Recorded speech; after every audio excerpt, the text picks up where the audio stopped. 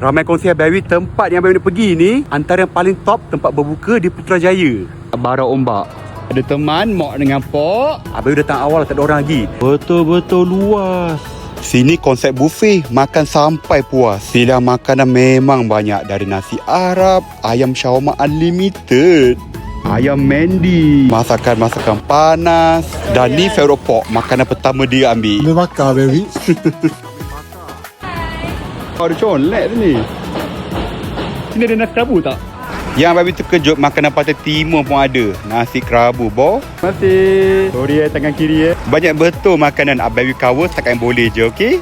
Roti canai on the spot buat. Suka pok tengok view Tasik Putrajaya. Tak perlu risau kalau bosan sebab ada live band. Bukan air balang je baik pilihan, tapi makanan ringan, dessert sini banyak sampai pening Abawi tak tahu nak pilih yang mana. Bubur pulut hitam, pengat pisang pun ada. Dan yang bagusnya kat sini wheelchair friendly. Kat sini juga ada jemputan bertuah. Yang datang berpeluang untuk menang hadiah-hadiah ni. Package ke umrah. Kalau korang dah datang, kena booking awal sebab slot sangat limited. Dan harga buffet Abawi letak kat caption.